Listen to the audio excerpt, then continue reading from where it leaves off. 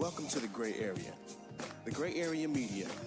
We've obligated ourselves to be the voice for all communities, speaking on topics that include community, religion, education, politics, technology, sports, health, and wellness.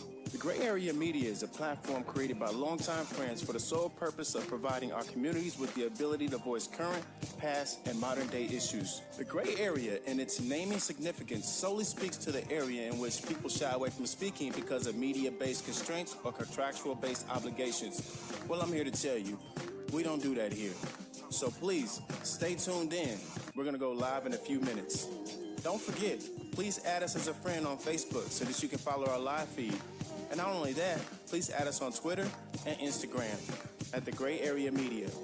Please visit our website at www.thegrayareamedialive.com. Thank you.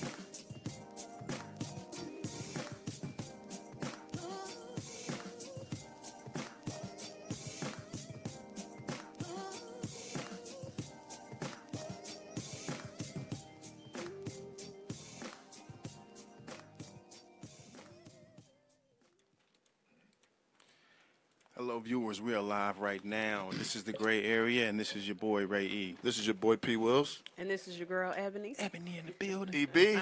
Always do that. We got to get Ebony extra credit. Extra credit. She's awesome. And then we have some very special guests today.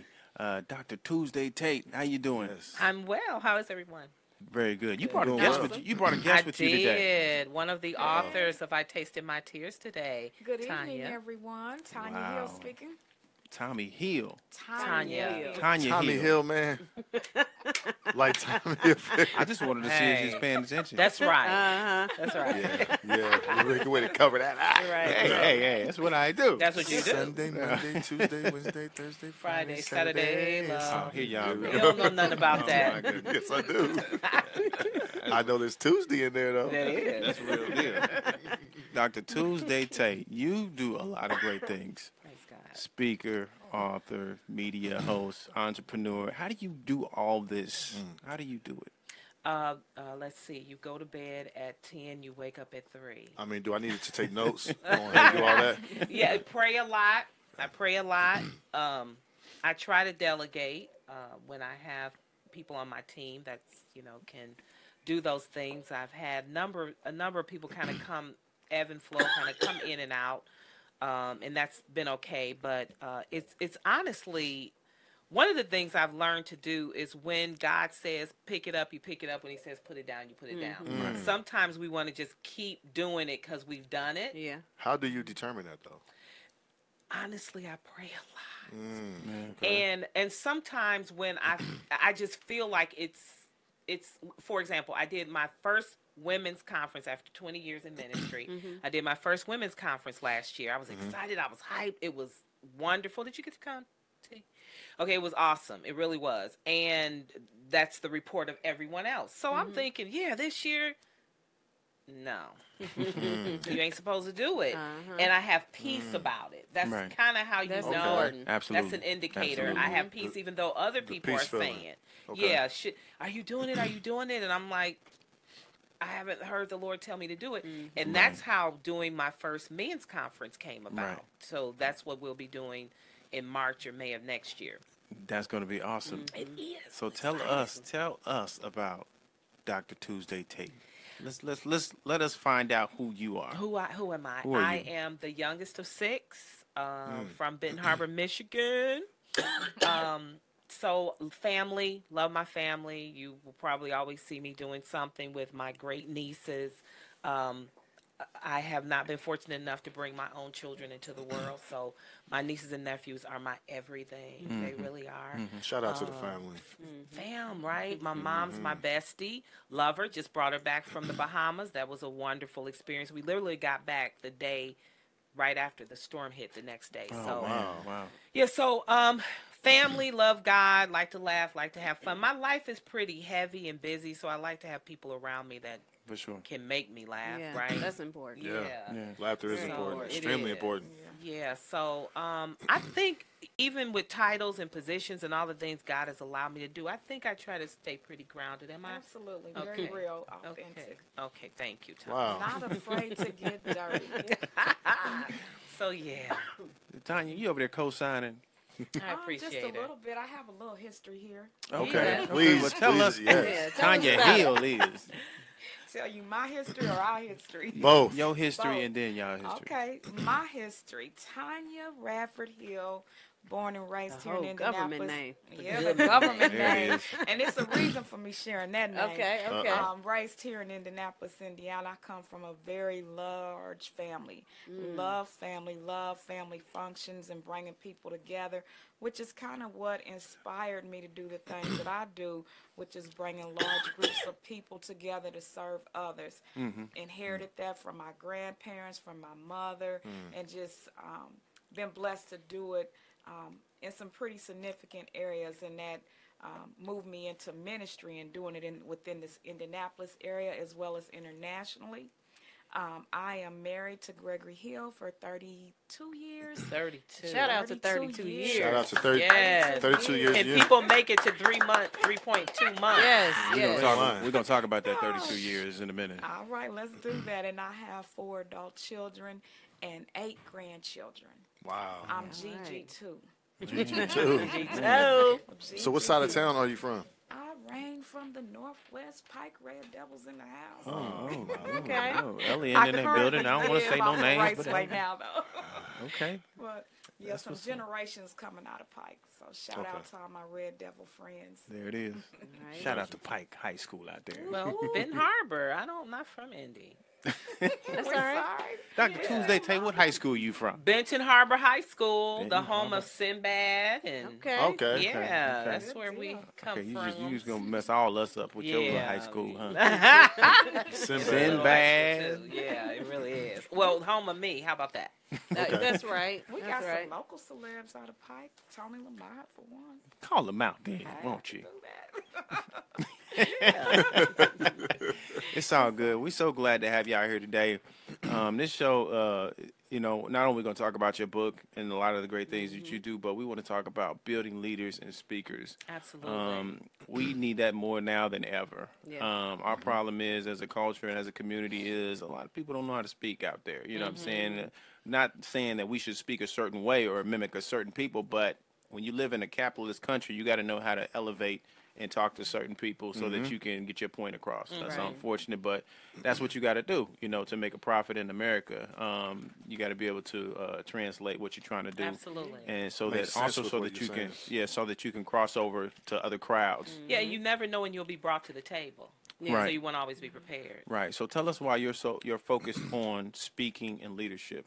Well, I think most of us, it's embedded in us. Well, I don't think this. I know this. It's embedded in us when we're a child what we are to be. A lot of times our parents don't know how to nurture that. Okay. I had an opportunity to speak at Tinley Friday, and I was asking the young people, I said, how many of you, raise your hand if you were the kid who always got in trouble in elementary school, specifically for talking in class? And they raised their hand, and I said, I guarantee you, there is something in you that God wants to use to bring out a speaking agent, to give you a voice. And so when I look back, my mother still has report cards, right, from elementary school. Tuesday talk too much. Tuesday needs to quit trying to be the other teacher. Right. She always trying to help somebody. Right. Well, today at 50, that's exactly what I you're do. Yeah. Awesome. And so a lot of times our children now we need order, we need Yeah. discipline, we need Right. to do that, we need to Right. be obedient to our teachers and things like Right. that. However, that was in me. And so even in church, when it was Children's Day, go read the announcements. Some of the stuff, I don't know how to pronounce that lady's name. Miss that lady, And, but it was always bringing me, to the front. Right. And even sometimes when you didn't want to be, Right. you're like, I'm cool back here. And so growing to a place now where I'm okay being in the back, I'm okay with being in the front, I'm okay being a cheerleader to the people that God has allowed me to pour into. I'm okay with that. I think the earth is the Lord's, the fullness thereof. There's plenty of cattle on the thousand, the hills is his. We do not have to be in competition with anybody because there's Right. plenty of room. And so I have this passion to help people speak and to have a voice and communicate it, particularly if you have a business, if you have a book, if you are a person who has to do presentations at work. Yeah. Right. You know, I tell the story probably Bill Clinton, when was he the president? What about 92, 91, 92. So we're, what was that, 20? Somewhere in there? He came to Indianapolis.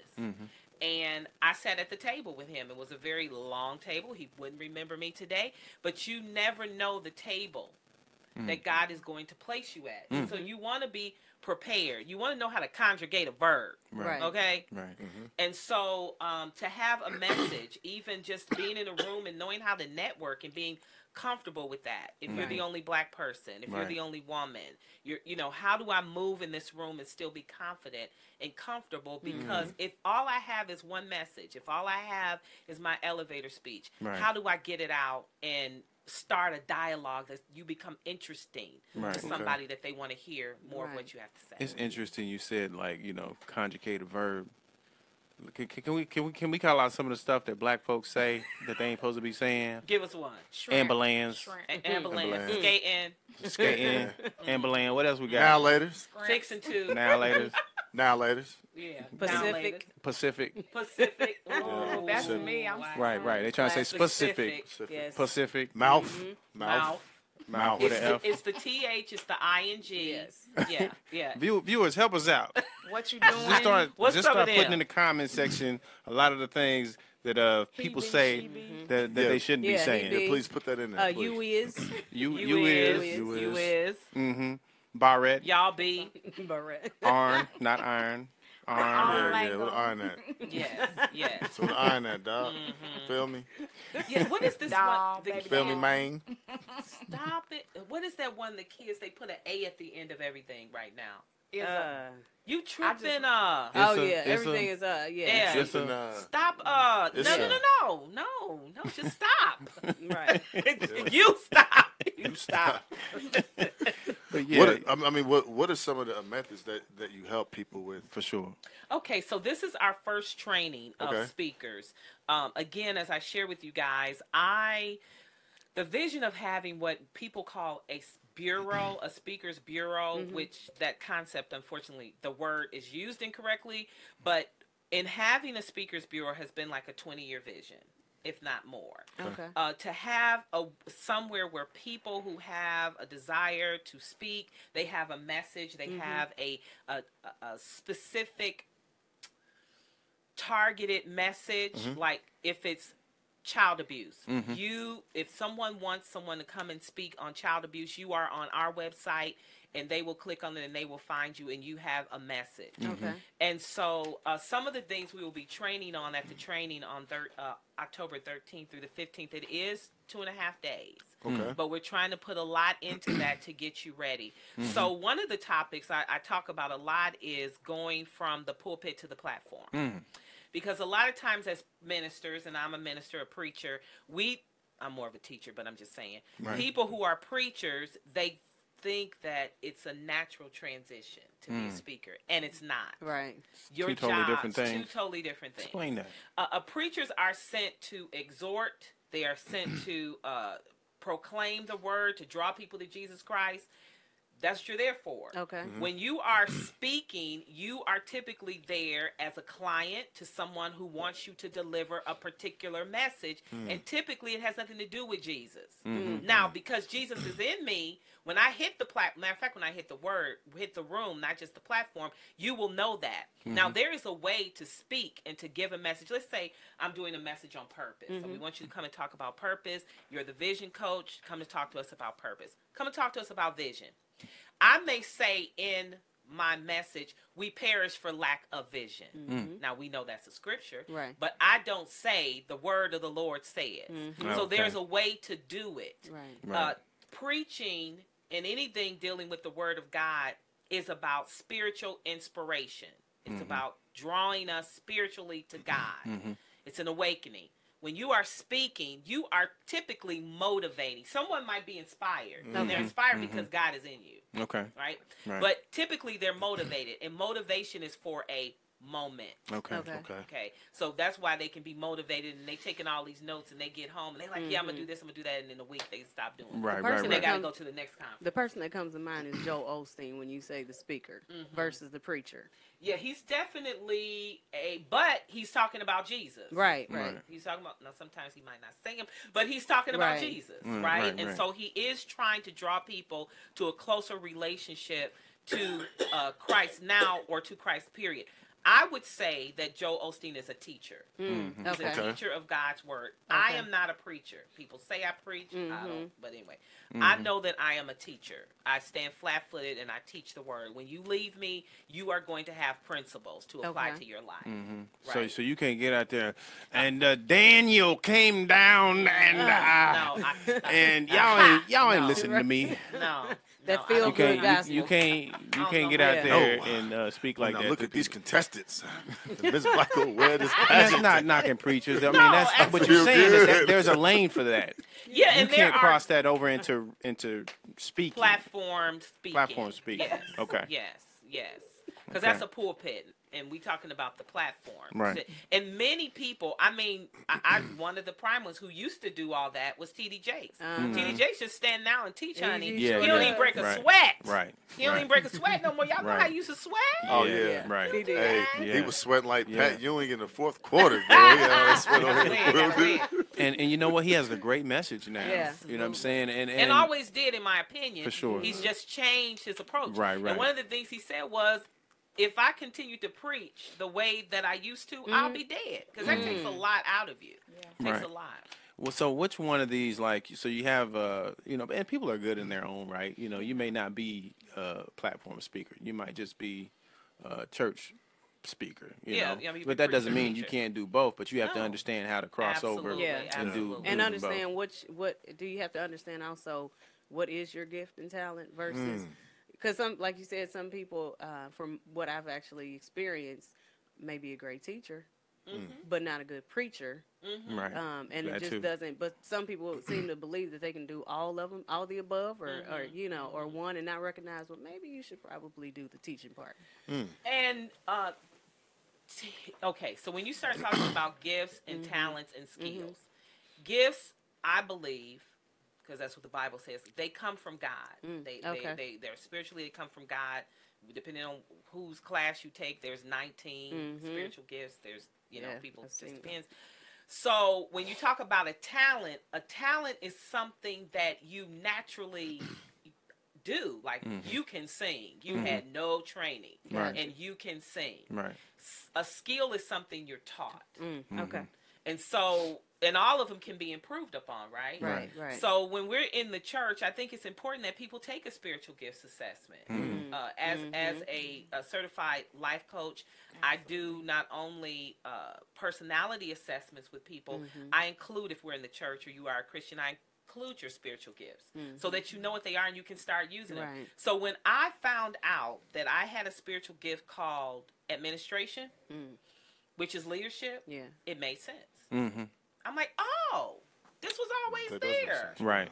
Okay. Found your lane. Yeah. And so it's a good thing. Tanya's a preacher. Yes. Let us hear She's something. a preacher. Preacher? Okay, so no teacher, just preacher. Can we hear about Danielle? More of teaching. More But teaching. I can preach. She There can it preach. I is. can preach if I need Come on, tell us something. What is your favorite Talk scripture? to us. So you're going to have her do a favorite freestyle scripture preaching is that session? John 10:10. That is my favorite. Okay. That Christ came that we might have an abundant life. Mm. And a lot of people, they think that abundance has to do with material gain, and that's not necessarily the case. That could come with that. But the abundant life is about your relationship with Christ, and it affects how you conduct your entire life, even when you're in the midst of a crisis, That's which right. my chapter has a lot to do with that. Right. And so abundant life is not conditional on your have and your have not. Your abundant life is conditioned on who you are in relationship with as it relates to Jesus Christ. So, Okay. All right. All right. Great points. Sister Hill. yes. There it is. There it is. So, what do y'all think is like? Because I think that I don't want people to think that one or the other is bad. Help people understand and identify with what they should do because I think a lot of people, like Ebony was saying, is like some people think they good at preaching or good at speaking or whatever it is, and they're in it so long that they've wasted so much time. How do you identify and know that something ain't good for you? Well, first of all, you are called to preach. Okay. Yes. That comes from God. I wasn't called to speak. Okay. God didn't tell me you will be a motivational speaker. You know? Right.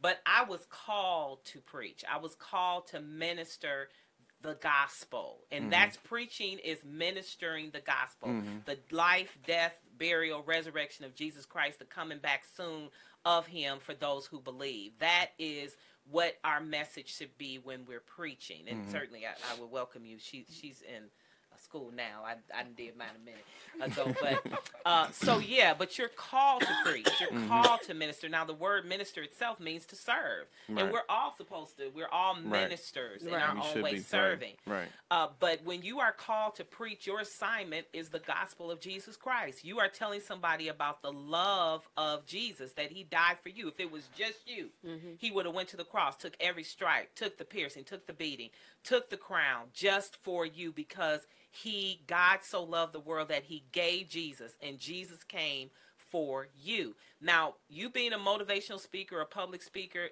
that has nothing to do with that. Right.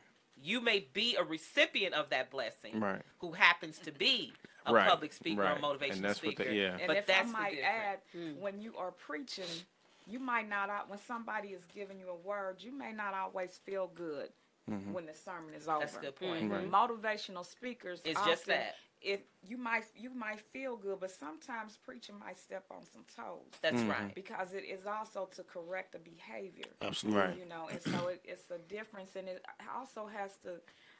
It doesn't mean that you could be one or the other, or that you can only be good at one of them. That's right. If you are properly equipped and trained, hence what the Bureau is going to be doing, then you can excel in any of those areas. But the difference is, one is a call. Right. How important is leadership in becoming a speaker? Because I think, again, people don't know that there are steps to becoming a speaker, and a lot of that involves knowing how to be a leader as well. Yeah. If you haven't been a student, you can't be a leader. Some people agree. just That's like good. what they see someone else doing, and they mimic that without understanding what they're doing. You know, I think, again, what I said, I also think, I know that leadership is a gift. Some people are natural born leaders. They're natural born leaders. And when we're talking about being a speaker, I think when you're aligning that with leadership, I think it's about being responsible for your message. Okay. So you may not lead anything except yourself to the bathroom, right? But when you come before people to motivate, encourage, you've been hired to deliver a message. A leader is integral. So you do what you've been hired to do. Don't get up there doing what you did. Nobody asked you to talk about that. They hired you to talk about this. Right. So I think one of the key things about leadership, period, is that you are integral with your assignment and you're true to your assignment. Right. Okay. And so that's what I would say. And certainly leadership, effective leadership, would have a servant's mindset as well. And there's a difference than a boss or somebody that's telling you what to do versus someone who is a servant leader who they walk the course with you. Where they see your weakness, they're not hollering, "You're fired." That might get to it. But their first instinct is going to be, what can I pour into you to help you become a better leader as well? That's right. And they don't always lead from the front. Sometimes you should lead from the back, from the side, all around if that need be. A servant leader has the mindset that these people that they are responsible for, it is their job to help equip them so that they can be effective leaders. And leaders take suggestions. That doesn't mean that they at least they listen to suggestions. Right. That doesn't mean they're going to always apply them. Right. And nor can they, right? You know, there can be a suggestion about something you should do in the business or in the church or whatever it is that you're doing as a leader. But that doesn't mean I can apply it, because a lot of times people are making suggestions to you. You two are leaders here. People are going to make suggestions to you, but you know what it takes to run this studio. Right. And it may be a great idea, but it's not something we can do right now. Right. So I'll take that under advisement. Great Right. idea. There's going to be a time that can be implemented. Yeah, prayerfully, and maybe not. Right. Maybe not. Everything isn't for, and we'll just use you guys, everything isn't for, gray area. Everything isn't for my coaching, training businesses, vision focus. Everything isn't for that. Right. But or the ATK speakers and publishing. Everything isn't for that. Or T-Tate ministry. But Tanya has a ministry, and someone might be saying to me, "Oh, Tuesday, your ministry, you should be doing this," or "What do you think about doing that?" That's not for me. But you know what? That's good. Let me tell Tanya about that. Right. And that's where leadership kicks in. Yeah, is you identifying don't have to be that. hungry and greedy and try to take everything. Right. I mean, do you think that is like one of the biggest problems with people is that they try to, just take over everything instead of sharing that platform? You're saying so. Okay. I think there's a place to share your platform, but I believe you have to be careful. Right? You have to guard what we now today call your brand. Right. And the truth is, even if you're a pastor, you have a brand. Yeah. Right. Right. Even That's you true. have a church, you have a brand. Because whatever that message is, whether you are on, a month sabbatical and you have other people coming in preaching for you, they can destroy your brand if they're communicating something to your body in your name, because you approved them to come into your pulpit, right? So you have to be careful. You have to be careful about sharing your platform, or in this case, your pulpit or your business strategy. It's just wisdom. Right. And people who aren't willing to share, sometimes it is competitive, sometimes it's greed, but the root of it is fear. It's just, I'm fearful to tell you my stuff because you might take it and run. I'm going to just give you, there are things I have told people because I tend to just tell people, hey, this, that, and the other. Hey, if you take it, you take it. We'll see if it get blessed. Right. Because it was mine. But I've seen people come behind me months later, years later, and do it. And they genuinely believe it was their idea. Wow. They forgot that I told them that. Right. But, okay. But you planted a seed. I planted a seed. Right. It was my seed, but now you took it. So, hopefully it'll grow. Right. So now I tell people, you got to give me 3% at least. But the thing is like, we always say this, if somebody came here and wanted the whole game plan and to know how to do podcasting, we tell them. Sure. We tell them, because the problem is like, you're going to have to figure out how to do it like you. Yeah. And it may work or it may not work. But the thing is, you can't take a total replica and redo that and call it the great. Now we got a problem. Right, now it's the brown area. But we'll show you how to do that. Yeah. Or we'll rent you a booth like we have, that where you can do your own brand. Can I just say this? Y'all, I got about 5,000 friends. These brothers, they doing it. This is beautiful. Thank you. I'm Appreciate so excited for you guys. Thank it really you. is Sis nice. too. Thank Quality. you. This you too, babe. Yes. I'm sorry, sweetie. That's Yes. okay. I'm sorry. So all right. It's all all of three good. of you are business partners. Yes. Yeah. Oh, I didn't know that. Yeah. That's okay. That's all right. It So happens. they are you. doing the show enough. Thank you. We appreciate that. Yeah, And we appreciate that a lot. We always tell people this. We don't get paid to do any of this. This is just something that we felt was necessary to do. Love to do. Because we don't get enough good stuff in the media Yeah. about our culture and about our communities. Yeah, And it's just unfortunate that you hear more about crime and all these other things as opposed to the greatness that, like what you and Tanya are doing out here. This stuff is more important than hearing people getting killed. Yeah. But unfortunately, because the news is based on ratings, that is more important, and that gets blown up way Yeah. more. So if Yeah. you look at our like page versus the news like page, they got a lot more people over there tuning into that Right now. crime Right than people tuning into people that are doing great things Right. out here. Yeah. So we felt it was necessary to have a brand like this, so that we can put the shine back on the community. Yeah. That's So- that's a key element, and it addresses your previous comment when we talk about when you're a leader, if you want to hoard or Absolutely. be greedy and things of that Absolutely. nature. When it comes to ministry, and often also in many secular arenas, there is enough to do.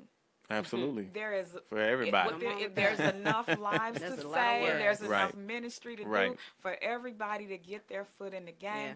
Yeah. And one of the things that what a good leader is not afraid to do is to collaborate when necessary. Absolutely. You don't have to recreate the wheel every time. Please stop. Sometimes you're more effective through collaboration. Absolutely. And that's something that a leader who is driven by fear is afraid to do. Absolutely. They're afraid to say, hey, this church, this congregation over here, they doing X, Y, and Z. Right. And so I don't want to share information with them because they might get bigger than me. But we are supposed to be edifying the body. Absolutely. That's right. You know, building it up. We're not going to run out of work in this field. Come on. We're not going to run out of work. Until the end comes, we're not going to run out of work. And so embracing collaborations and being wise about Absolutely. that. These are things that are This is what we have to do. Yeah, especially, we got to set the standard for that. Outside of your denomination. Oh, yeah. Collaborating with people that are right. We talk about this all the time because in our community, you know, like if somebody say something you don't like or say something, then you shun them. It's like, hey, shut them down. You don't. We have to figure out how to disagree with people, but still collaborate with them because I may not agree with your view, but we can't do nothing without each other. Right. You know what I'm saying? At the end of the day, we got to get out here and hit the streets. And you can't grow without other communities. Right. You really cannot. You just can't be disrespectful in the way that you disagree with someone because they're entitled to their opinion. Right. I can disagree with you on how you speak, but that doesn't mean that you're not speaking well. That's just my opinion.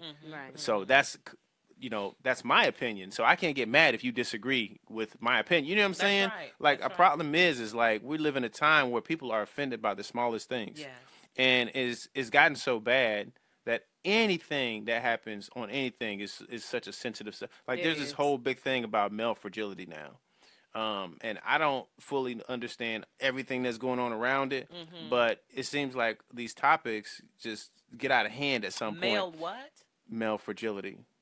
Ebony be able to speak on it more. I don't know about male fragility, but toxic masculinity. Yeah, something like that. Yeah, it's basically saying that men are being too masculine, too aggressive, and it promotes men or black men. Yeah, that's really that is a good point. That is the root because I would say black men. And that is the root. It's always a target for. Go ahead. And you hit the nail on the head because it's really an unsaid, unspoken factor that it really boils down to, like you said, black men. Because when you talk about aggression and things of that nature, that's us. That's our men. So, but it's kind of aggressive. Well, I think in a good way, to be honest with you. I mean, I like that's just me. Here we go. But the thing is, they kind of cloak it as this is just a male thing when really it boils down to black men because they're saying that our aggression or their aggression, their masculinity basically teaches boys that they can't cry, teaches it teeters on the line of promoting or leading into violence, sexual assault, all those things. Because aggression and masculinity are two totally different things. Well, they're saying all of these things are toxic when it comes to men. I don't want my man to. Thank you. I don't want him. Now, he ain't got to be putting his hands on. That's right. But don't be walking around here crying and Thank you. Right. I like that. Baby, I just wanted to go to the zoo. Right. You told me I can't go to the zoo. I just want to go to the zoo. I want to see the giraffe. Right. Oh no, that ain't sexy. That ain't sexy.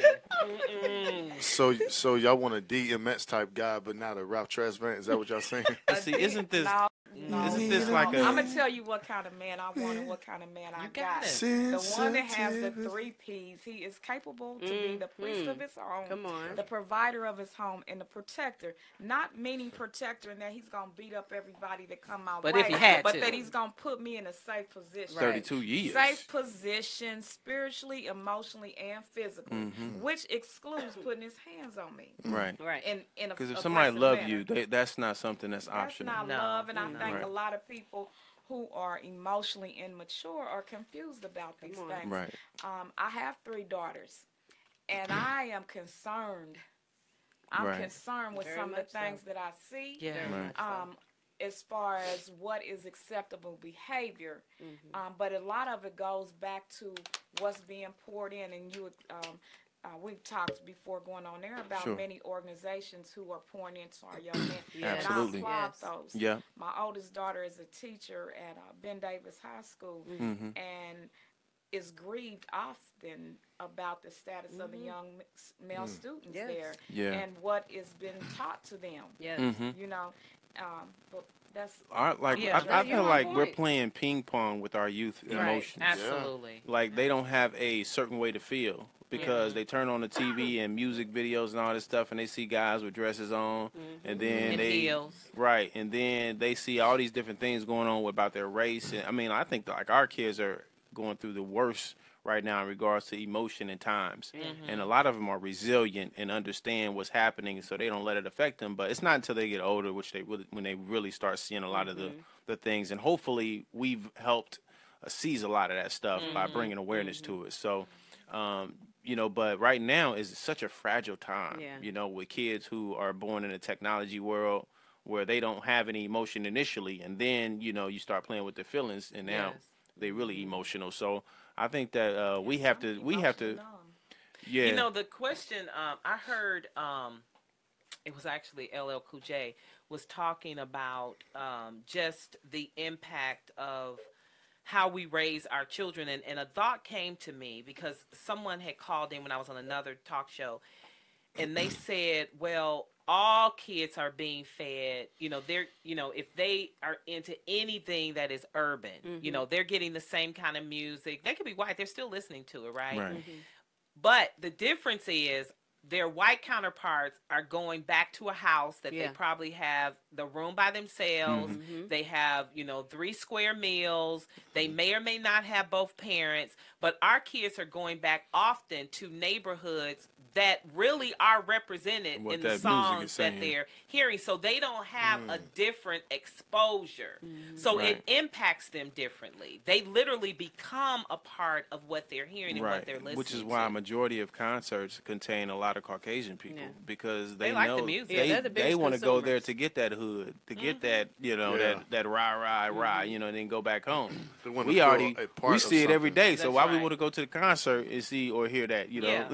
I mean, my elementary school, we were the first black family to move to our neighborhood, and we caught hell. We did. And, but you didn't get to, and I don't know, I think today maybe our young people let their Caucasian counterparts, you know, do the N word. They do. But we didn't do that. Really? No. We didn't do that. Wow. No. You don't do that. Right. So I think there's a place to, there's not enough people, adult people, coming alongside of young people to show them a different way, to expose them to something better, something bigger, something better. What we were talking about earlier about educating them on what's going on. That's right. It's more serious even than that because I have seen this myself time and time again. I spent 7-8 years working at the Marion County Juvenile Detention Center, and one of the things that I notice is that sometimes even when our young men are reared in a stable family and well provided for, this gangster life rap style of some of this music is so glorified that they will step away from a solid foundation to pursue that. They will do things to intentionally land themselves behind bars for street credibility, and then you have parents that are like, what? Yeah. We were talking with a woman not that long ago about us mentoring her son because he comes from they have money, and her son just wants to go do bad stuff. Like that's his way of his outlet. So she's saying like we're all focusing on the poor, and then we're focusing on the extremely rich, but you're missing those kids in the middle that are stable and doing okay, and they're being overlooked because there's no demographic for them to go into and people to respond to them. Identity at that age, in those tender ages, a lot of times they want to be separated from because one thing that throws me now is that a lot of kids, they view being financially stable as something or educated as something that's negative or Right. I mean, that was Or yeah. Right, that like is- Jay-Z's that's- 444. You know, it's like Too smart. right. It's like, what are you talking about? You know, this. So why would you pursue another lifestyle that is going to lead you down a different path? Right. But it takes. Is that bad leadership? It is, Is and that, if mean, because you can be a bad leader when you're parenting as well. You know, Yeah. I think parents miss something. Okay. Okay, so 50, my parents, there was, you know, it was do as I say, not as I do, right? Right. And you knew that. Right. You knew that. You did what they said, and it wasn't about doing what they did. Right. However, and so they were parenting. They were your parents. Today, I think our parents need to understand you have to build relationships Absolutely. Right. with your children. There's an innate embedded relationship because that's your mama, that's your daddy, right? But to have a true relationship of fellowship with your children, you have to do that. I told a parent, I said, when was the last time you tucked your children in and told them something good about themselves? You and your daddy, you know, mom, dad, running here, running there, got a basketball team full of kids, great. But when was the last time you did that? And they're like, Jamming over well, there. I don't, you know, I said, have tuck talks. Start it now. Yeah. Because if all you're doing is sit down, be quiet, shut up, do your homework, get in here, you do that. I said, when are you building them up? You're right. And who they are. How many as times do young they people. hear you're smart, you're Exactly. brave, you're doing And good? the truth is, for every negative word spoken, a study says you have to give 7 times that in positive reinforcement. Wow. Right. So you always doing something. Be quiet. And you may not be cussing them, calling them out their names, but when are you saying something positive to right. them? Yeah. And I get that you run in here, you run in there, you trying to take care of this, you trying to take care of that, and having money.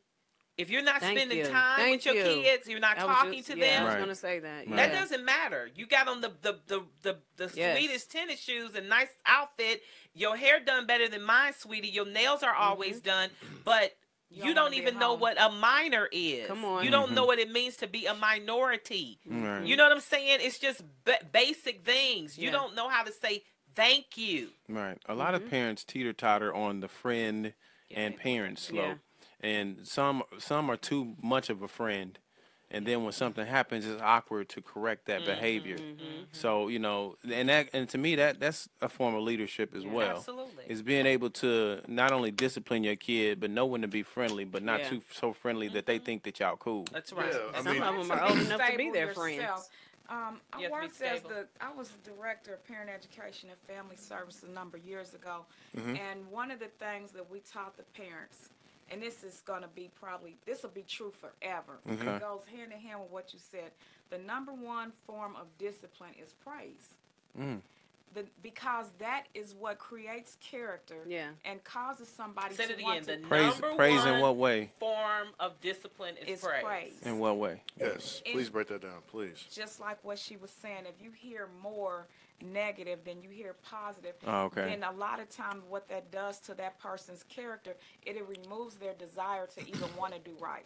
Right, because they If feel you like got they a can't do parent nothing that's right. nagging so much all the Yeah. time, Right. and you feel like you can never please them, then you get these kids who don't care. Right. They got that I don't care attitude. Is that I don't the care. ultimate problem with our kids being in some of the public schools in some of these areas, because they're already looked upon as they're coming from different areas, and then they get into school and they get picked on by some teachers, not all teachers, but some teachers make it a point to say, hey, pointing some kids out. And he has a story about his son that's been going on, and he had to pull him out and homeschool him because of that. I'll let you tell that story. I mean, just, in a nutshell, our son was going to a predominantly white grade school. Okay. Teachers kept saying that he was like the smartest kid in the entire class. But they picked on him. Well, they got on him for like the most minute things. Being out of his seat. Yeah, being out. I mean, he got sent down, but they wouldn't just tell him that. They would send him down to the office, right? So he had a conversation with my mother, and he was telling my mother that he can't do anything right. You know, that he's always, you know, messing up, and she told me that he was in tears. Now he's 6 years old, right? So me as his father, I'm like, did we position him bad?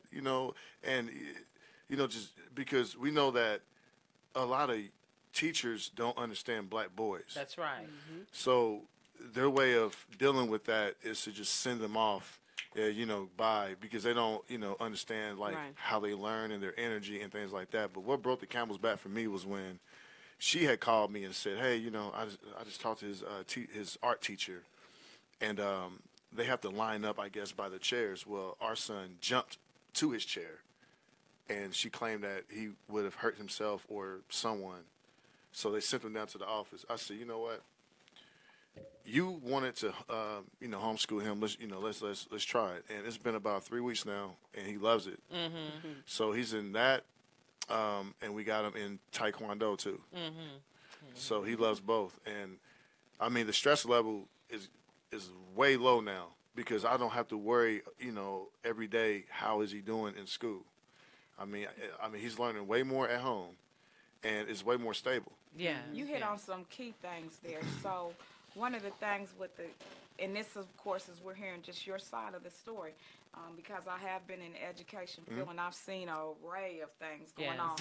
But based on just what you shared, some teachers are not equipped to teach what I call the learning pyramid.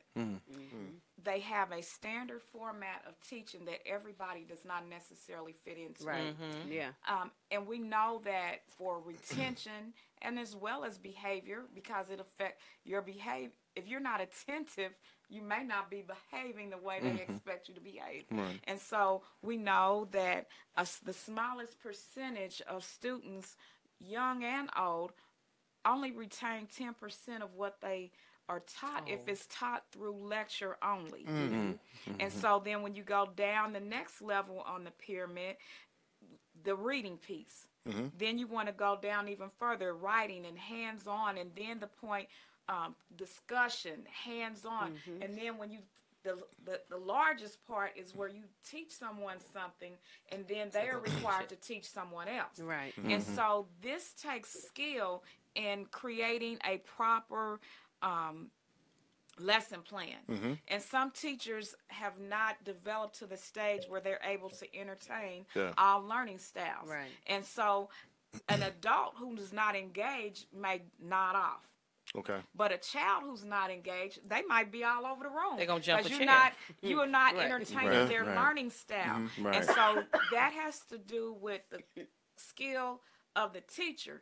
Now, homeschooling is a great thing, but it is not sometimes it could be a downfall in this, because if you don't take the extra steps to teach your child to socialize with their peers, and we do live in this society. And so when we reach a certain age, we can no longer just say, okay, they're not teaching or treating me properly, so I'm going to withdraw. At 6 years old, I think you okay. When we reach later ages, 10 to 15, no, they need to learn socialization. Right. Yeah, and which is, that's one of the reasons why we got him, and, also in Taekwondo too. I saw it for the first time yesterday, and I was amazed at how attentive he was, and just on point with what he was, learning. I'm like, man, wow. I was interested in that. Yeah. And we also had to teach them to, you're not going to be interested in everything. For instance, I hate algebra. When I was in undergrad, I took algebra at the very end because I didn't want to take it. That's right. That's not something I wanted to do, but it was a requirement to get my degree.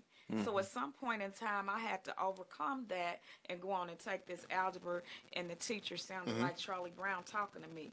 Womp, womp, womp. Right. I could care less about why this X equals that, but it was something that I had to do.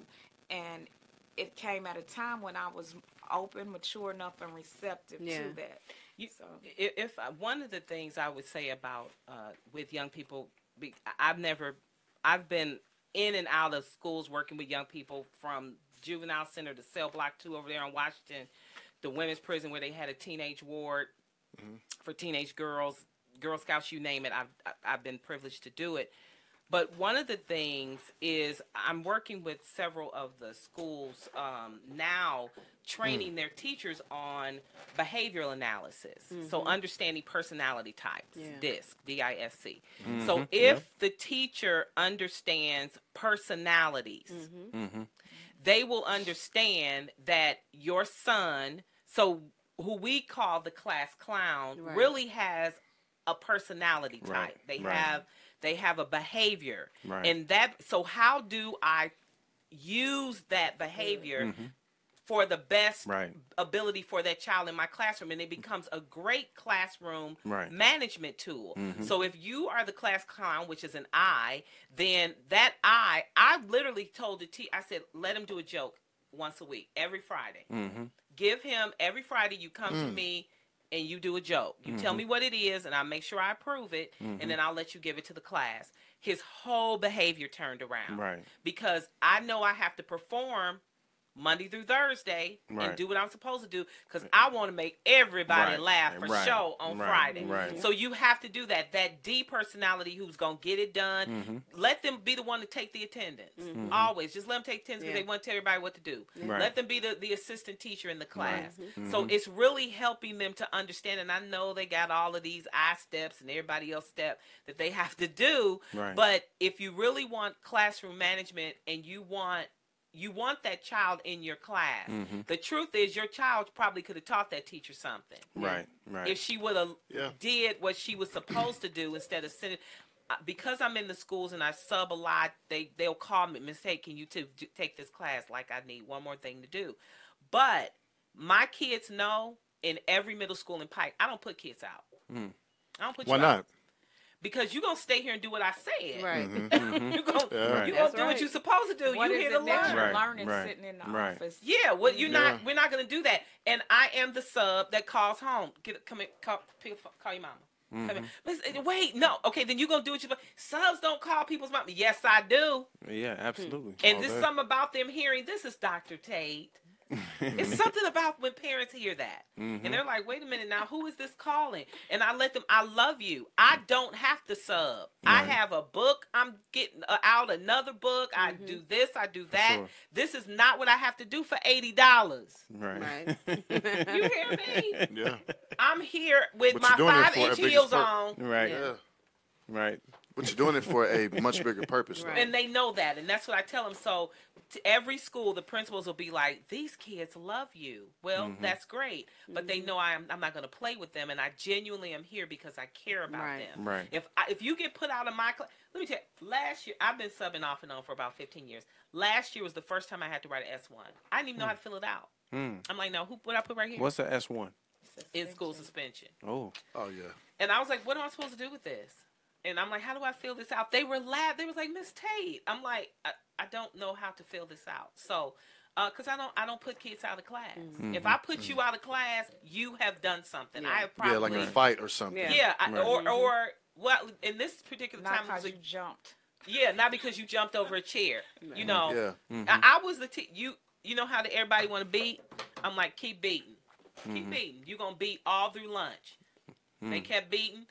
Go get your tray, bring it back down here. You finna beat all through lunch. Let me call your mama and tell her you gonna be my musician over lunch because you about to do some beats right here on this desk all lunch. So what really bothered them more was that they weren't in the lunchroom with their friends. They were with me, and they tapped with their pencil the whole time.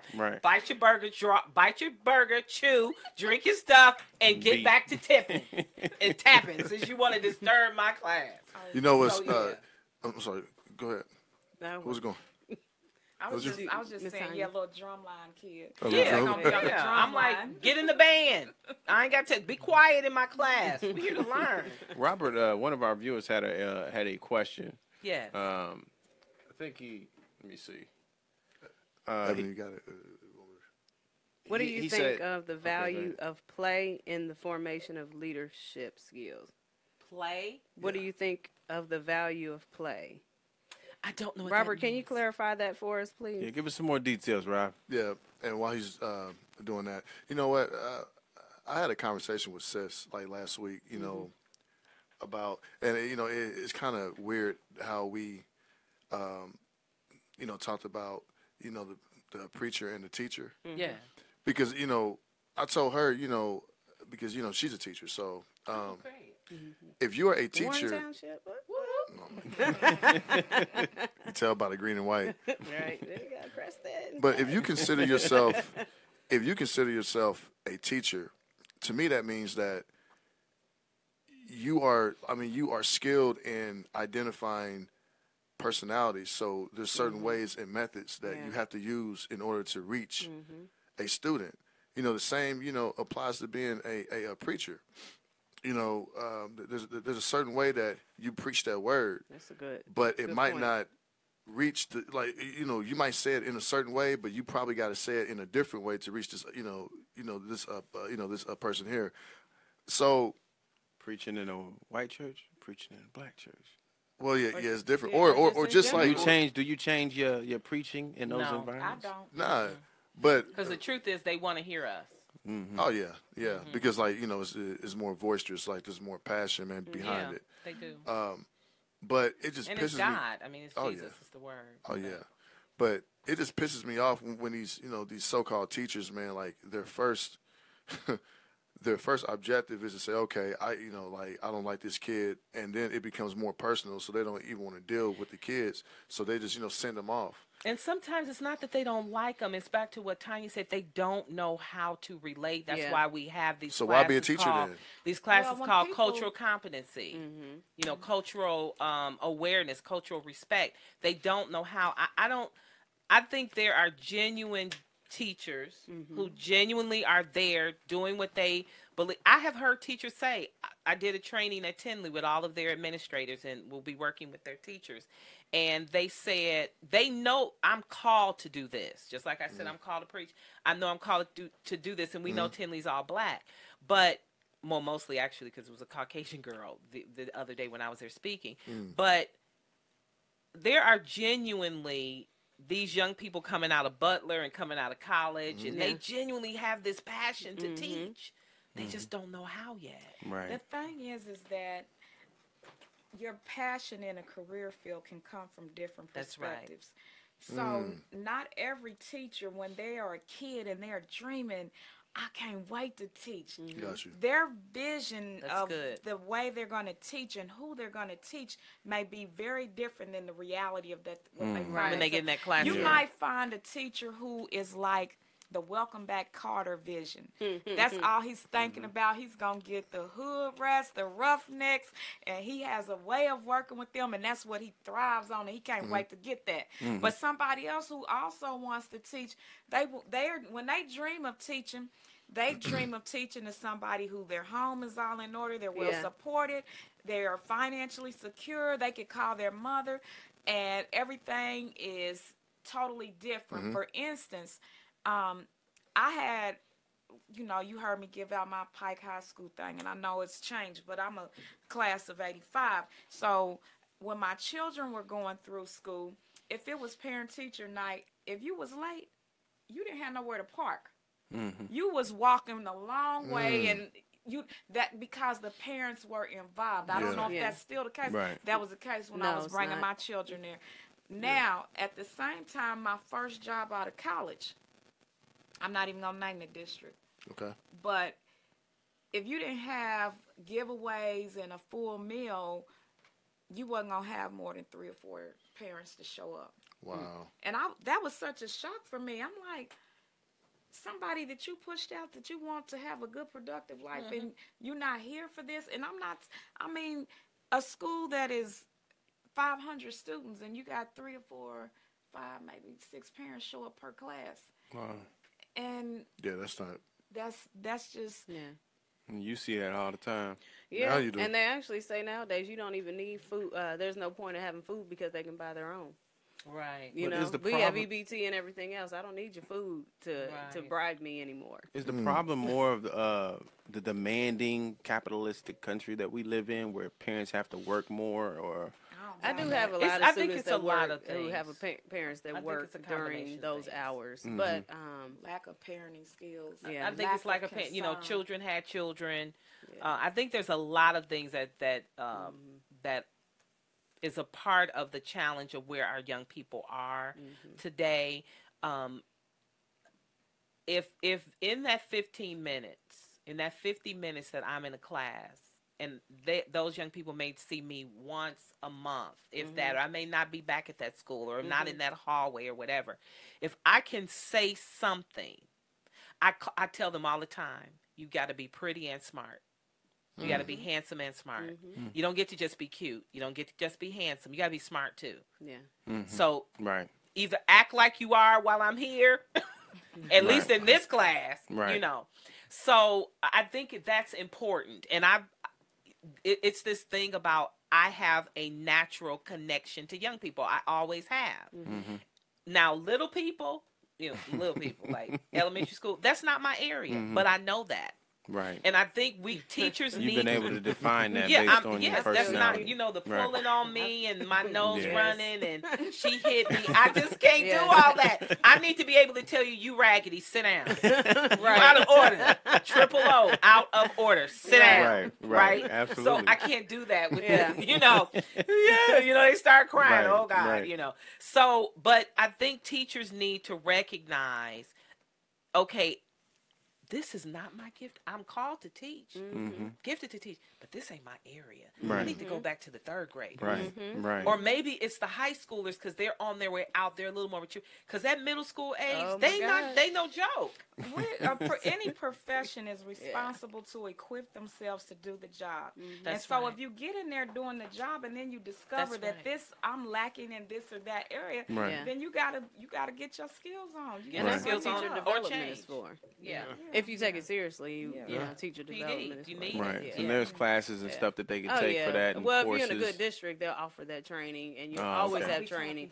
And coming over there. You know what? I was just thinking. I was like, oh, I would love for you to sub for me if I ever. Perfect. Or just come go. What? You can't be prejudiced to Pike. Well, no, that's because it's down the street from my house. Oh, darn. It's convenient. Okay. I get it. Yeah. But they would Preston is love out you. there. Yeah. Yeah, it is in the cornfields. In the sticks. I got lost going out there. You did? Goodness. Trying to recruit students for CLD. I'm like, where is this school at? So I wanted to ask you, as far as the reaching young people in ministry. Yes. How do you, just helping our viewers, helping people that are in ministry, does that cross over? Everything you said about teaching, does that cross over to ministry with reaching young people, especially seeing that a lot of young people are saying that they're leaving the church? Yes. Yes, I was. Yes. So the way I'm communicating now about young people is the same way I do. The same way. Okay. Yeah. Okay. I will in the classroom. I'll be like, in the name. The power. In the name. And they will finish the sentence. Jesus, that's right. See, if they say it, I don't get in trouble. In the name. Yeah, I'm like, in the name. Help. And they'll be like, Lord, yes. There's power in the name. Yes, there's power, So my introduction to my young people in any class I go to, the first thing I tell them is I'm a minister of the gospel. And I'm not here to make you become that, but that is the spirit in which I'm here. And then I tell them all the other stuff I do. But my kids know, I don't care. And my principals know. So you will have a teacher, my leg hurting. Can you pray for me? Ooh, these kids. Dr. Tate, so Some they clever know. ones out there. Yeah, they know. And this whole thing about church and state, you can be a Christian in the public school. You can. But so I was one of the youth leaders at a pretty prominent church here. Like I said, I was a youth leader at Eastern Star for 10 years. And the same way, those kids are grown with children now. Those young people are adults with children now, with their own families and marriage, and they will tell me stuff I told them back then. Okay. When they were 6th, 7th grade. So it's the same. I tell young people, you triple O, out of order. I told them that in church, you out of order. You triple O.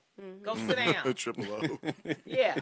So it's the same thing. And when Tanya was at the juvenile center, I was fortunate enough to be a chaplain when she was there. So this is, I think we have to be real with our young people. Okay. One of the things I tell them is that I would rather meet you here than meet you on Keystone. Right, for sure.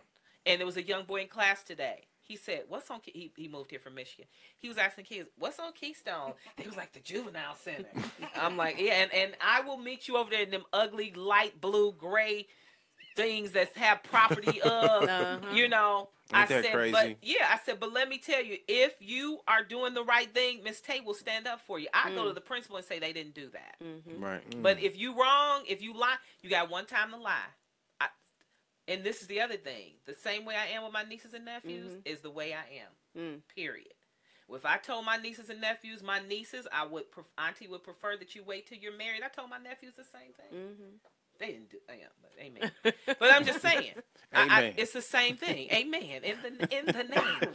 So yeah, I think it's about being consistent. I think it's about being transparent. Young people need to know that people are real. You know. And you make mistakes. You're not perfect, but you all get one. You get one. Tell me the truth. I got you. And even if you lie, and like you say, that's your seat. Something simple like, this is my seat. I got the seat chart right here, nigga. Right. So this is what I'm going to do. I'm going to close my eyes. I'm going to turn my back, and you get in your seat. There go your grace. Right. So Miss Tate's going to extend grace to you. Right. So that's my way, but I can't expect any other teacher to be like me. Right. That's my way. Right, because some teachers, they don't get that. Yeah. Get the paddle. Yeah, get out. You're not in your seat. And remember the paddle? See, kids don't know. Yes. Kids don't know today about that paddle. But see, some of them teachers used to take advantage of that paddle. Because we were they did. Absolutely. We were the first black family at our school. So some of them white teachers, I'm just real talk. And I love white people. Right? I mean, I do. There's not any of that a bone in my body, but they did. They took advantage of that paddle. And I would see them do it. My third grade teacher. A black, white, orange, brown. I hated school, man, because of her. I mean, my self-esteem was so low because of her. As an 8-year-old kid, oh my God. Wow. Yeah, I'm glad they got rid of corporate capital punishment real low. in schools. So, Dr. Tate, you have a book coming out. We do.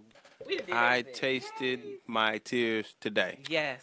Tell us about that book. What's going on with that? Well, I'm going to let Tanya talk title. About as being a contributing author and what that experience was like, and then I'll come in and talk about some of the other authors. Well, what the experience was like was that ATK Publishing provided workshops and training so that we would be authentic, transparent authors and provide something, because everybody has a story, but everybody don't tell their story the same way. And so we were equipped to be able to tell our stories, all of the authors in the book. And so it's been, we've been very supported, way different than someone's experience who would publish a book outside of such arena. Because a lot of times people don't do that because they think it's such an overwhelming task.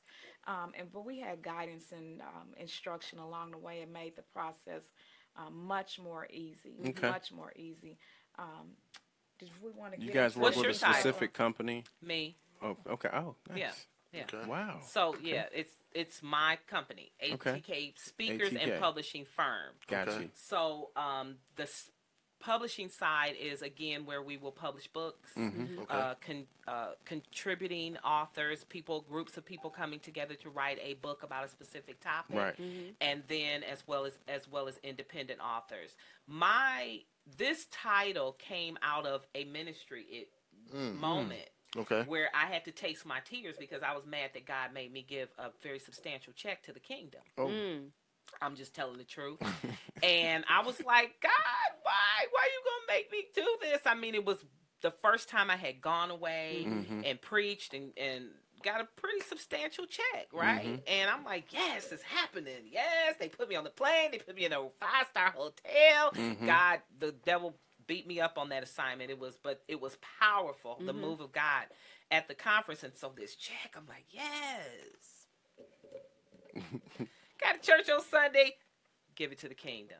Now, I wasn't mad because I had to give it, because I'm a giver, and I love giving. But it was that place that I finally had thought, finally, And it was a testing of my faith, and I signed it over, and I tasted my tears that day because it was painful, because I'm thinking, God, when I thought I could get ahead, you know. And what he said to me as I sat there crying, and the salt of my tears, they were salty. Remember how I used to be like, you salty? They were salty. And I'm like, why are my tears so salty? And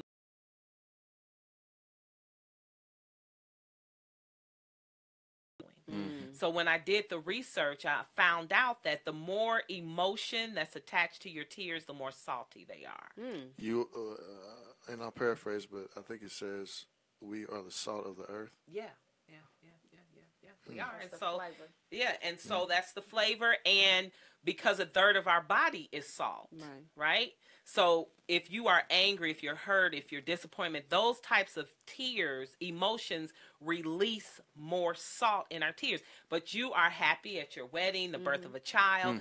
There's not a lot of salt in those tears. So that's how the title came about. So each author is writing from that perspective, times in their life where they had to taste their tears, and whether it was something that someone else caused in their life, or a decision that they made, or something that someone did to their family. So, what is the name of your title? My chapter is titled "A Message in the Storm," and it is about, without giving it all away, it is about a situation in my life where my tears were certainly salty, and being transformed to a place where God told me to stop crying, and he put me on a mission. And the mission has to do with this topic that not a lot of people want to talk about, but if you line up 10 people, male or female, you will discover that 7 of those 10 people have been abused sexually, and the majority of them have been abused as a child. And I just get sick of hearing about it over and over and over, and recognize God has equipped me in a way that my discernment is alert. And when I see youth and even adults sometimes, some of the behaviors, I could tell where it came from. And it's, we are always so, because it's we've been convinced that it's a shameful thing that something like it happens. So Satan is allowed to move in this arena and affect people this way because of shame and silence. And in the midst of a storm that I was in, God just kept telling me, showing me his word. We overcome Satan by the word, by the blood of the Lamb and the word of our testimony. And for me, what that meant was that this is happening so much because it's not being shared. And so it's time out for the silence and shame, and it's time to do something about it. And so that is my ministry following this book. The book is a foretaste, and it's all about how are we going to chase Satan away? How are we going to trample over him and overcome this and make people not only aware? We're not just about aware, we're about prevention, we're about intervention, and we're about helping people take the pain that they have experienced and using that to propel them and be on purpose, live a life on purpose. And so certainly that includes a lot of areas. It includes managing those emotions. How does it affect the men in the family? How does it affect the women in the family? How is the legal system involved, and what services are available for the victims? When I was at the Juvenile Detention Center, it used to blow me away how it was like a magic number of age 15, where I would come into contact with so many young men who had been victims turned predators, and they never told. No, they never told about what happened to them because that wasn't a manly thing to do. And so they didn't know how to manage these things. And so then you have this precious child who's been injured, and now they're a predator. And how do you deal with that? And how do you correct that? And sometimes it doesn't manifest the same. And that's the thing I think it's no different than a family where you were raised and maybe the father or the mother was abusive.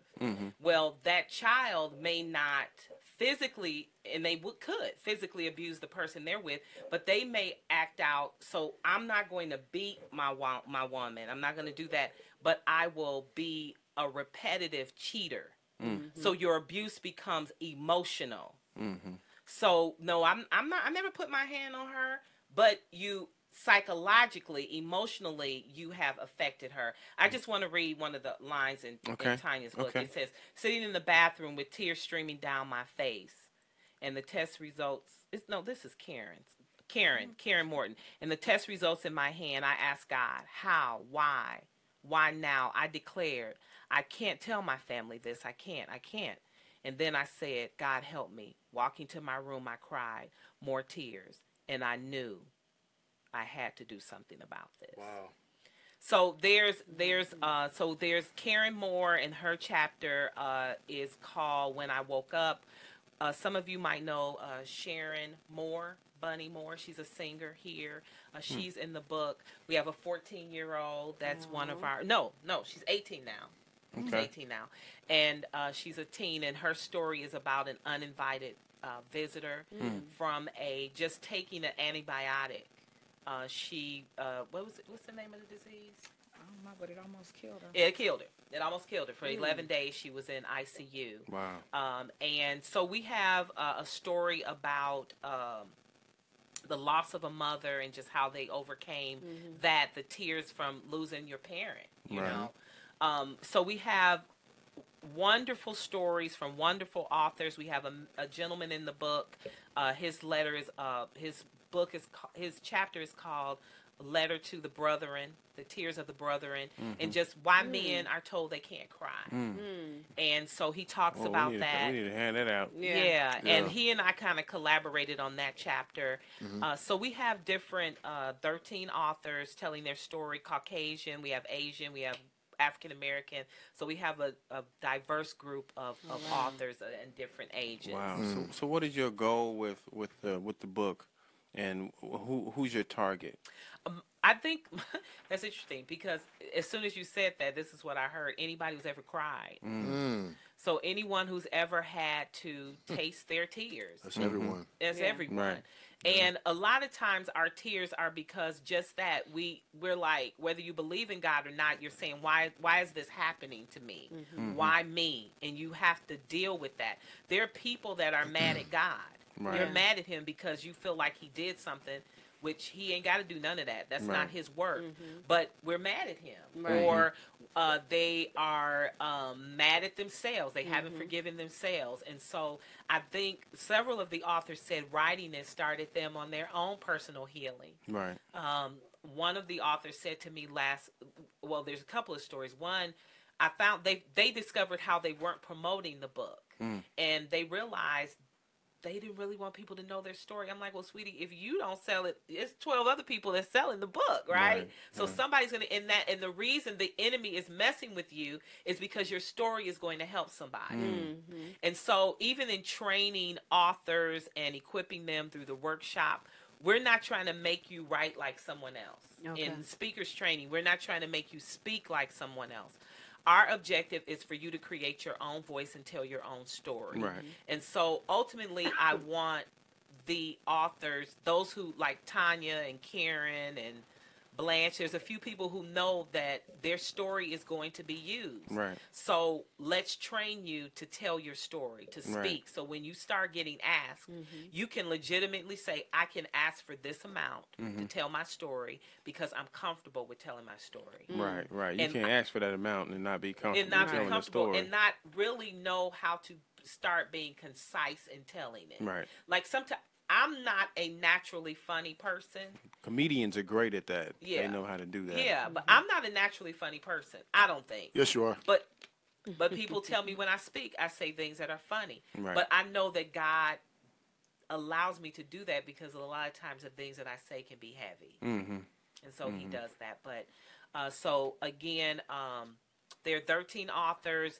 You can go to my Facebook page. You can go to drtuesday.net, which is my brand website, and order the book. You can order it from our Facebook page, Tanya's Facebook page. Today was going to be the last day. Did you get that message? Today was going to be the last day for sales, but we extended it to Thursday. Extended it to Thursday. Pre-order sales. Yeah. Okay. And then the launch of the speakers and publishing firm, as well as the book release, is on November the 4th. Wow. Okay. Yeah. So Can you tell we're us? rolling out. I'm sorry. Go ahead. No. Can you tell us about the Daddy's Demons book? Oh, wow. So, My Daddy's Demons is a book about my relationship with my father. And my father was in the home, but he was absent. He was absent because he did not know how to be a father. Let me restate that. He didn't know how to be a daddy. Okay. He knew how to be a father. He knew how to provide, protect, instruct, and discipline. And the latter he did very well.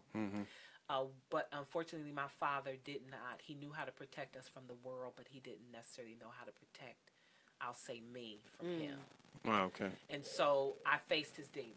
And as I went through life, I started to realize a lot of the struggles that my father had, I had.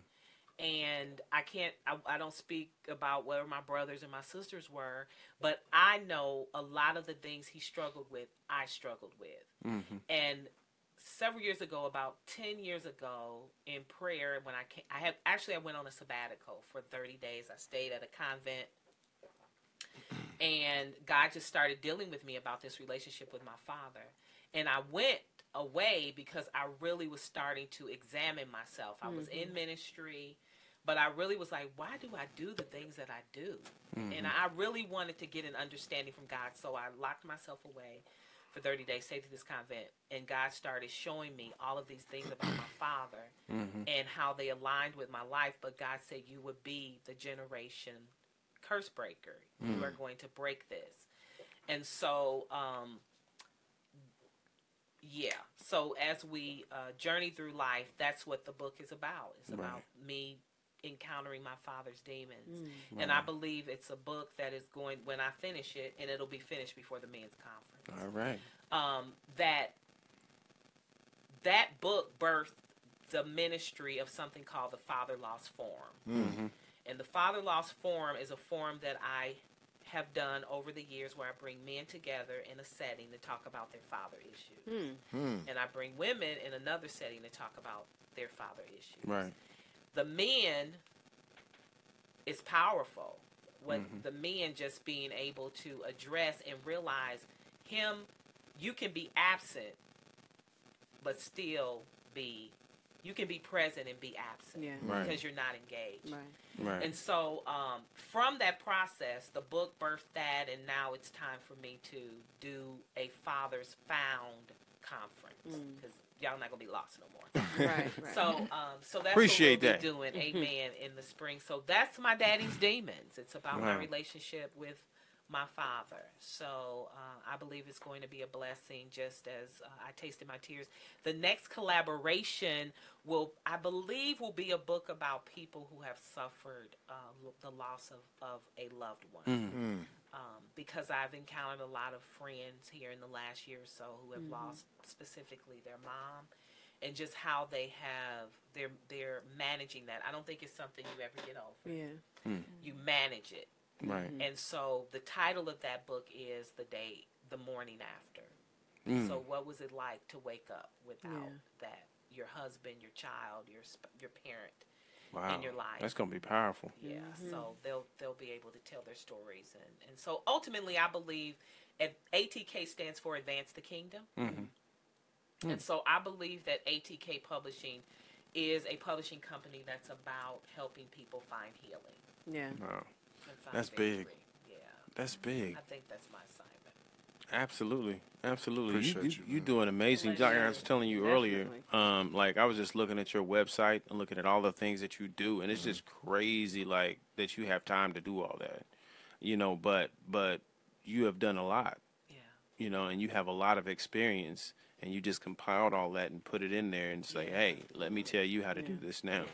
Because I think a lot of people struggle with, like some people sift through life, like I'll use this as an example. Like I remember being like 17 or 18 years old, and I used to ride up and down 38th Street or Keystone, and you see like old guys that are like in their 40s and 50s riding on bikes. And one thing that always stuck in my head was like, what happened in their life that they can only ride on a bike down the street. Wow. Yeah. And that wasn't to like knock nobody. That was just like saying like Trying to understand. I'm trying to understand why our people are like doing these things when they are older. You expect older people that set examples for you to already be ahead of the game and to have a car, you know, and not that people didn't have those. It's just that my mind was always stuck on those people who didn't have it and what happened in their life that caused them to detour. Yeah. And I've always made it a point to say that I don't want to be like that. Yeah. You know what I'm saying? Yeah, I want to read Tanya's. I'm sorry, I thought it was Karen's. This is the opening to her book, to her chapter. Okay. I was stuck in a tornado. I was in the midst of an emotional storm. The words once whispered into my ears by a sick, twisted man boiled over and oozed through every part of me. I screamed from the depths of my soul, "Kill! I am going to kill him. This is one too many. You touched the wrong child. I can't take it anymore. I am going to kill you." Oh, boy. So that is My the goodness. opening of her chapter. I didn't kill nobody. You didn't though. I know. She's still It's intense. So yeah, we really want people to certainly buy the book, pre-order, and then the books will come in. We will sign them. You come with us to our the book release and reception on November the 4th. The reason I'm not giving the location is because the location will probably change. Okay. But those people who certainly can follow me on Facebook, Twitter, everywhere else, and you'll see where the new location will be. And we will sign your book. We will have refreshments. It's going to be a red carpet, black tie. That's awesome. Nice. I hope y'all listening to this and taking notes. Yeah. You know. So and, you have a story. You need a publisher. Absolutely. We're here. You have a You want to be a speaker. We're here October 13th through 15th. And we will train you. We will equip you. Just may want how to become comfortable with doing a presentation in front of people. Right. Using the clicker and still, flowing through the room. So, so we have some dynamic people that are coming to facilitate the workshops for you. Understanding body language. Why are nerves good when you're speaking? How can you take that nervous energy, and use it for your benefit? Because the truth is, nobody knows you're nervous. Yeah. Right. You're the only one who really knows it. Right. So, so how do you just overcome that? How do you stop saying Okay. So, on that Sunday, you will actually do a 3 to 5 minute speech where there will be persons that will come in and critique, not judge. Critique your speaking and just give you some helpful hints on what you can do. You get to pick your topic, you work on it, and then you present it on Sunday. I love that. Nice. idea. And that's from the 13th through the 15th? And yes, October 13th through the 15th at the Drury Inn on Michigan Road. But you do have to register via Eventbrite. But check out my page. Some people in the comment section are asking for links. So make sure we put those in there. Links for me For everything. the event. Okay. The Okay, event. so let me do that. But you can go to www.drtuesday.net. You can also go to my Facebook page, and I'll make sure that it's there for you. Okay. I'd love to have you be a part. What were you going to say? I was going to add that also, if you have any life experience that was mentioned from the authors in the book that you could benefit overcoming that, need some help, or just knowing how somebody else was able to do that, or feel some companionship through your struggles, learn how to overcome it, or even if it's not you and it's somebody that you know, definitely purchase the book and come and meet us at the reception, and we'll be there. Thank you. Y'all heard it here Tanya's first. doing the show enough. She got about 50 or she doing the show enough. And if I can just acknowledge, in the midst of her writing this book, she lost her mommy. Oh, I'm sorry to hear that. Yeah. So It's a process. It's been a process. It's a process. She has pressed on and is in minister's training, ordination school, and Coming up October 15th. so she's Wow. been. Yeah. She's Congratulations doing it. on that. Yeah. Thank You ever feel like that? Like there was confirmation in that? Well, certainly my mother was aware of what I was doing, and so I have found a great deal of strength in pursuing and continuing the things that I knew make her proud. Absolutely. And I also believe that we don't do anybody any good when we completely lose it, when we lose someone. My mother didn't live her life and raised me for me to follow pieces Right. when she's trans. It's like we live to die, we live to be with the Lord. So I try to stay focused on that piece, and that is a help. I understand the sedation that God takes us through as part of His comforting process, the strengthening, putting you back together, because certainly when you lose your parent, it's a blow. Putting you back together, strengthening you, and then allowing you to shine forth and do the things that He's called you to do, because we have to remember that life is, for believers, is eternal. So my mother's not lost, and she's not, she has eternal life. And so I owe it to my mother to continue to live a life that not only pleases the Lord, but also brings her glory, because she done a good job. I was one of her good works, me and my sister. And so we owe it to her to keep up the work. Absolutely. Amen. That's There it good. is. That's good. We have had a pleasure having you guys, good gals, on here. I mean, just amazing stories and amazing testimonies, and the experience that you guys bring is absolutely everything that we like to have on the Gray Area. Absolutely. So thank y'all for coming. Thank you. What we want to do is like closing remarks, where basically you can just tell people who you are again, where they can find you, and to leave them with some last words. We'll start with you, Tanya. Okay. My name is Tanya Hill. You could find me on Facebook, Tonya, last name Hill. I think my profile picture, I have on a yellow dress and some silver pearls, gold, silver pearls or something of that nature, and send me a friend request, and I will be glad to communicate with you and do what I can for you. Thus says the Lord. All right. There it is. My name is Tuesday Tate. Dr. Tuesday Dr. Tate. Tuesday Tate. You can find me on Facebook, just that, at Dr. Tuesday Tate. Twitter, Instagram, YouTube, and I will have the links there for the speakers training, as well as the information regarding the book release and my training company. If you have a training need for your company, Vision Focus Group, helping you bring your vision into focus. So I thank you all for this opportunity. It was a wonderful, wonderful blessing. Thanks for coming. To get to know you guys. So I just want to encourage, I, for whatever reason I'm being led to say this, regarding forgiveness. If there's someone that you need to forgive, I just want to encourage you to do that. Forgiveness is not for them, it's for you. And it is absolutely one of the bravest and most selfish things you can do, because it is for you. There it is. Boom. Ebony. I'd like to thank you, ladies. I think that just having you on the show gives the viewers that well-rounded understanding of ministry, of all the components that I think from being able to be a good speaker, preacher, whatever it is that you will call yourself. I think what you have set up is actually going to help someone who is stuck in that rut. That needs that push, because, like I said, you represent the whole package, and I think that's pretty major, because even for you to say branding, and I think that a lot of ministers are so humble these days, or just humble, to where they don't understand, and especially if they want to grow. And I think about my mom. She's just starting out ministry. She actually just retired after 35 years. Oh, wow. And so she's really excited with just pursuing her ministry full time. She is a pastor. And so she's been trying to figure this out, trying to grow.